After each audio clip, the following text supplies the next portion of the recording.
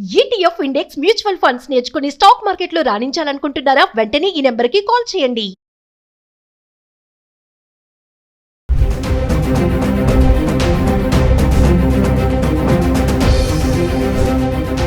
నమస్తే, welcome back to Suman TV. Present మనతో పాటు ఉన్నారు consumers affairs committee chairman Mandari Krishna Reddy గారు.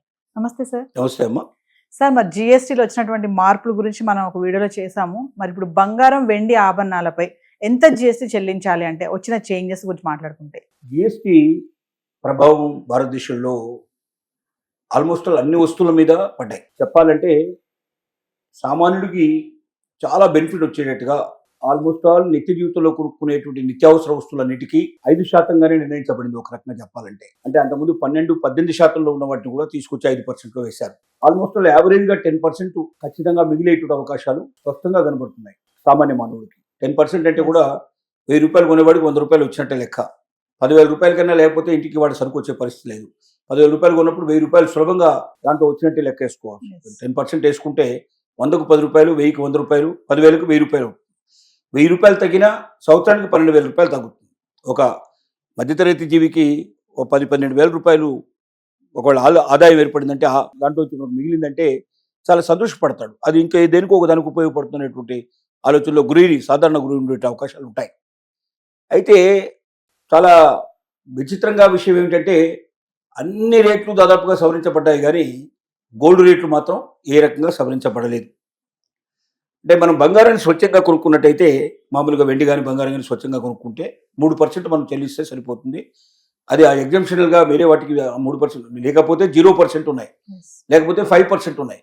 ఈ 3% దాదాపుగా ఒక బంగారానికి వెండికి తప్ప వేరే లోహాలకు ఎక్కడ కనబడదు మనకు. ఎందుకంటే వీటికి ఒక ప్రత్యేకమైన లోహాల కింద లెక్కేసుకొని ఎవరైతే స్వచ్ఛమైన బంగారం తీసుకుంటారో, బిస్కెట్ల రూపంలో కానీ లేదా కడ్డీల రూపంలో కానీ ఇలాగ తీసుకునేటువంటి వాళ్ళు ఎవరు ఉన్నారో వాళ్ళకి మాత్రం బంగారాన్ని యాస్టీజ్గా కొనుక్కునే వాళ్ళు, ఏ ఆభరణం తయారు చేయకుండా కొనుక్కునే వాళ్ళకి 3% మాత్రం వేస్తున్నారు. మేకింగ్ ఛార్జెస్ ఏవైతే ఉంటాయో ఆ మేకింగ్ ఛార్జెస్ మీద మళ్ళీ 5%. అంటే బంగారం, అందులో ఉపయోగించిన బంగారానికి ఆల్రెడీ జిఎస్టీ పే చేశారు కాబట్టి మళ్ళీ జిఎస్టీ పే చేయాల్సిన అవసరం లేదు. 3% కట్టే కదా బంగారం తీసుకుంది. ఆ బంగారాన్ని ఆభరణం కింద తయారు చేసినప్పుడు మళ్ళీ మొత్తం మీద 5% వేస్తే ఏమవుతుంది? ఆ బంగారం మీద కూడా మళ్ళీ 5% వేసినట్టు అవుతుంది. అలా కాకుండా మేకింగ్ ఛార్జెస్ అయితే ఎంత అవుతున్నాయో ఆ ఛార్జెస్ మీద మళ్ళీ 5% వేస్తారు. మీకు అర్థమై ఉంటుంది. అంటే నగ తీసుకున్నట్టయితే నగలో ఉన్న బంగారానికి ఇక కొత్తగా పడదు. ఆ నగ కోసం బంగారం కొన్నప్పుడే 3% దాని మీద పే చేస్తారు. అంటే అప్పటికే దాని జిఎస్టీ పేమెంట్ అయిపోయింది. ఇక ఇప్పుడు మిగిలింది ఏమిటి? నగ తయారు చేయడానికి మేకింగ్ ఛార్జెస్ అయితే ఎంత అని పడ్డాయో అడిషనల్గా వేస్తారు.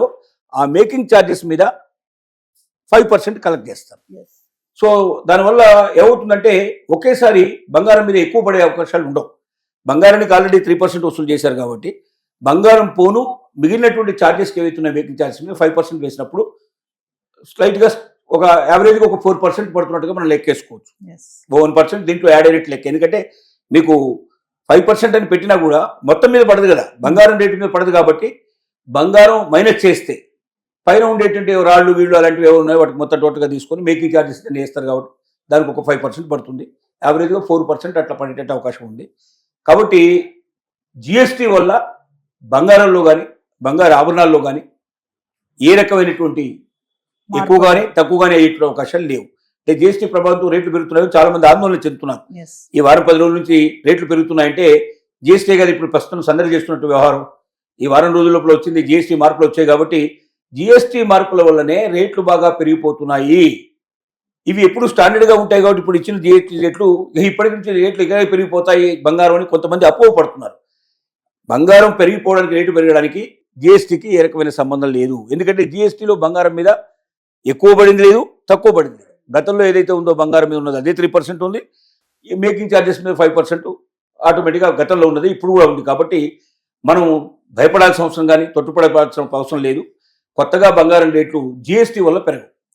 కాకపోతే రకరకాల ఇతర కారణాల వల్ల ఇవి జరిగాయి తప్ప జిఎస్టీ వల్ల జరగలేదు. కాబట్టి జిఎస్టీ ప్రభావం వీటి మీద ఉండకపోయినప్పటికీ వేరే వస్తువులన్నిటి మీద రేట్లు విపరీతంగా తేడా వస్తాయి. కాబట్టి కొన్ని కార్ల మీద అయితే 1,50,000 రూపాయలు, 2,00,000 రూపాయల దాకా కార్లు తగ్గాయి. ఏసీలు మీద కూడా 25,000 దగ్గర నుంచి 50,000 రూపాయల దాకా ఏసీల మీద తగ్గాయి. దీనివల్ల ఏమవుతుందంటే ఒక మధ్యతరగతి కానీ లేకపోతే ఉన్నత మధ్యతరగతి వాళ్ళు కానీ బాగా ఉన్నత శ్రేణి వర్గాలు కానీ వాళ్ళు నిత్య జీవితంలో కొనుక్కునే వస్తువులు, వాళ్ళ ఇంటికి కావాల్సిన వస్తువులు కొనుక్కోవడంలో ఓ 25,000 నుంచి మొదలు పెడితే 1,00,000, 1,50,000, 2,00,000 మిగిలే అవకాశాలు ఉంటాయి. ఆ డబ్బుల్ని బంగారం మీద పెట్టే అవకాశాలు ఉంటాయి.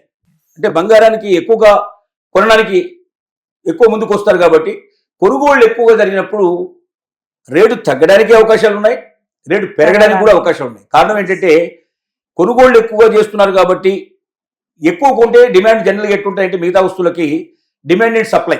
ఎస్ అంటే మీరు వస్తువులు ఎక్కువ కొంటున్న కొద్దీ మీకు తక్కువ రేట్లో వస్తాయి. కానీ బంగారం అట్లా కాదు. మీరు ఎక్కువ కొంటున్న కొద్దీ బంగారాన్ని ఎక్కువ దిగుమతి చేసుకోవాల్సి వస్తుంది. ఎక్కువ దిగుమతి చేస్తున్న కొద్దీ దాని మీద ఎక్కువగా ఖర్చు పెరిగే అవకాశం ఉంటుంది, ఎక్కువగా రేటు పెరిగే అవకాశాలు ఉంటాయి. దానివల్ల రేట్లు ఇంకా పెరిగే అవకాశాలు ఉంటాయి కానీ తగ్గే అవకాశాలు ఉండవు. ఎస్ జనరల్గా మిగతా మార్కెట్లో ఉండే ఐటమ్స్కి బంగారానికి ఉన్న తేడాది. వేరే ఐటమ్స్ మన నిత్య జీవితంలో కొనుక్కున్న ఐటమ్స్ మీరు ఒకేసారి 10 100 కొంటారనుకోండి, ఆటోమేటిక్గా మీకు తగ్గుతుంది రేటు. ఎస్ బంగారం నేను కిలో కాదు 10 కిలోలు కొంటాను ఒకసారి అంటే రేటు తగ్గదు, పెరిగే అవకాశాలు ఉంటాయి. వాస్తవంగా ఎస్ 10 కిలోలు ఒకేసారి వాడు తెప్పించుకోవాలంటే వాడికి అంత సులభమైన విషయం కాదు. డెఫినెట్గా దాని మీద కొంత శ్రమ ఉంటుంది, కొంత ఖర్చు ఎక్కువ ఉంటుంది. కాబట్టి ఎక్కువ వేసే పాసిబిలిటీస్ ఉంటాయి. ఏది ఏమైనప్పటికీ జిఎస్టీ వల్ల బంగారం రేట్లలో ఎలాంటి మార్పు రాదు. మహిళలు ఎవరు కూడా ఆందోళన పడాల్సిన అవసరం లేదు. Yes thank you sir.